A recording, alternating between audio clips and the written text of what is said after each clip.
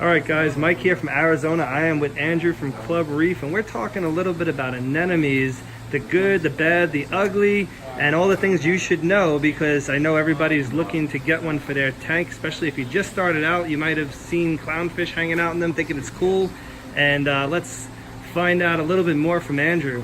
Awesome. Hey guys, like you were saying, clownfish and anemones kind of go hand in hand. Everyone that has a clownfish really wants an anemone so that they can host. So we're just going to go over a couple of the basics with anemones. Basically, there's a handful of different types of anemones. There's carpet anemones, there's bubble tip anemones, there's condi anemones. I'd highly recommend staying away from condi anemones altogether, especially if you want to do, just mature in the hobby. When it comes to bubble tip anemones, I would not put a bubble tip anemone in a reef tank for multiple reasons.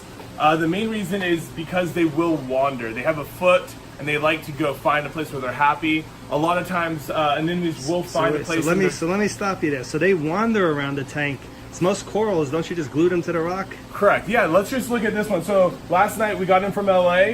We went and handpicked fish in livestock last night. I put all of them in this basket when I was acclimating them, and then actually if you just look up on the glass, you can see a couple of them. Well, we can actually walk around the tank too, and you can actually see how the anemones have wandered.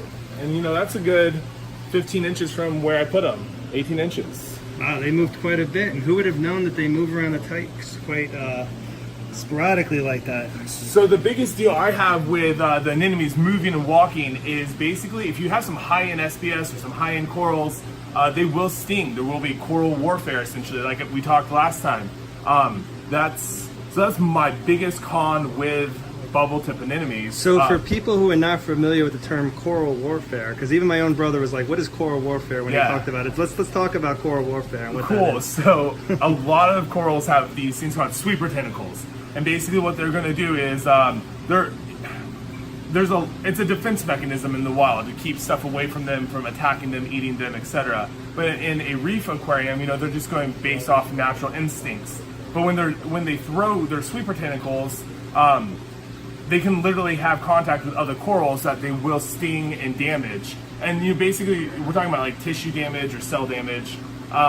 So the same thing with corals, with bubble tip anemones, they have tentacles that have stinging qualities to them to protect them. And that's why clownfish will use them to host, because basically the clownfish is finding a refuge with this stinging mechanism to keep stuff away from it. Clownfish do have a protective measure on their skin to protect them from the minute stinging power of these anemones.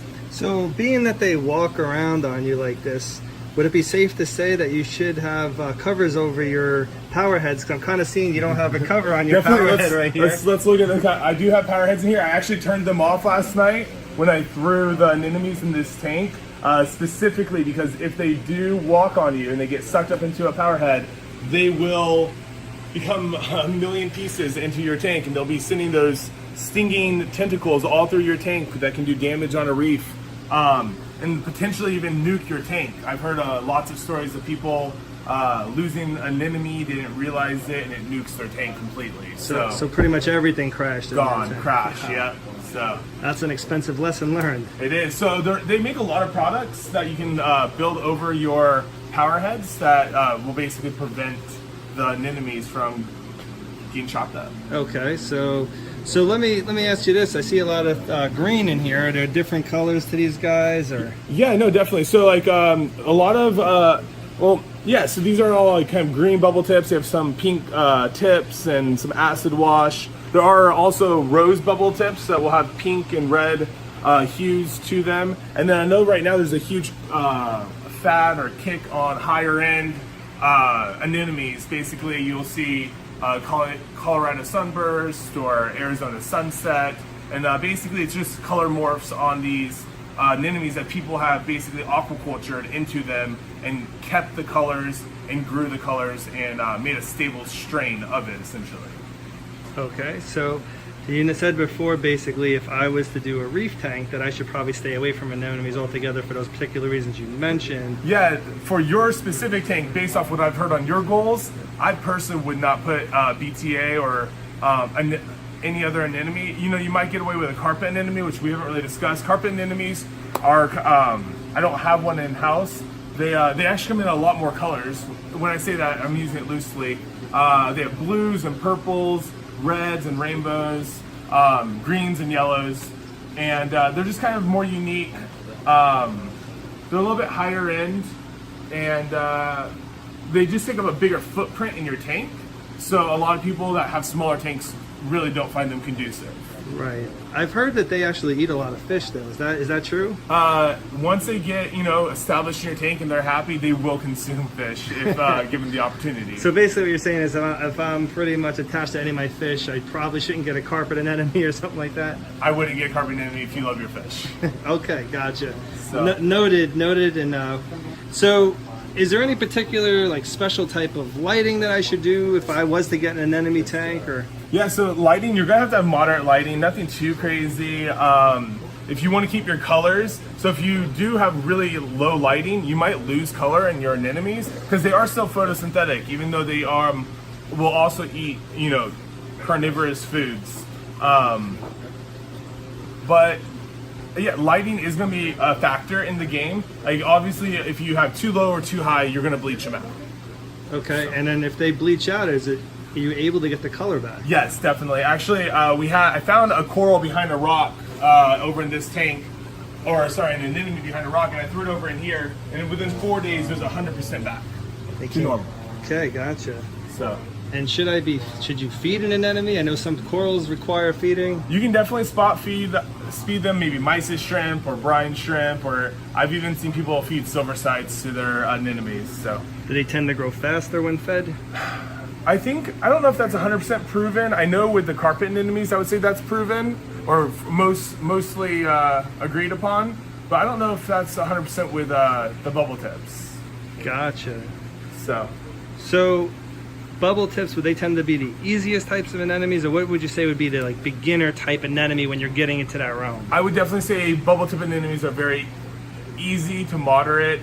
I think that it's definitely a beginner coral. I think that like we discussed, it's one of those relationships that people want to see with their clownfish. And the other thing is, it's not always going to happen. Clownfish actually host other corals too, and people really don't discuss that or talk about that in this hobby. So what kind of corals are they hosting? So I've seen them host toadstools and just other like long tentacle corals. Okay, gotcha. Yeah. But back to anemones though, I know an anemone that's getting really popular is the rock flower anemone. Rock flower anemones are really cool. They come from the Caribbean, down in Florida and the Bahamas. They have really sharp colors. They will also breed in your tank, which is kind of cool. You'll need a lot of them. I think not to slam the industry, but I feel like we're kind of like transitioning into rock flower anemones because it's a coral that we can actually get from the United States or the Bahamas, so they're easy to bring in. That Indonesia is closed currently, and I know that we're getting a lot of our anemones from Indonesia. Like the acid washes come from Indonesia. So.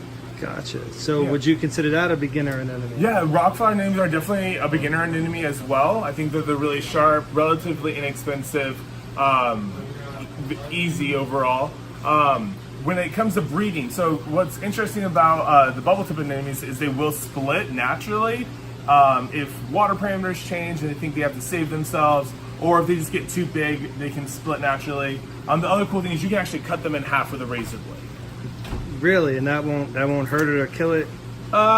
You know, I'm sure people have success rates that vary, but I have seen dozens of people cut them in half and they both sides bounce back. Okay, do you have to dose anything special to get them to heal? Or so what we do is we actually put iodine in the system and iodine to heal as well, but it is a implementation that we practice here. Is we do, with anything with anemones, we do put iodine in the system every day. Okay, excellent. So if you had an overall statement about somebody who came in and said, I want to start a brand new tank and I want to do anemones and clownfish, what would you tell them? I would definitely tell them I would be slightly patient and wait until their system is completely cycled and slightly mature. That when I say that, I mean like no water parameter swings. And then I would make sure that they have the appropriate lighting and that they understand their goals and the sense that they might not be able to obtain all corals that they want. because of the coral warfare and them moving, and that it should be a pretty easy theme to implement overall. Excellent. All right, well, thank you so much for your input today. Awesome. And thank you guys. Please comment, please like, please subscribe, and you will find Andrew's contact information down in my description.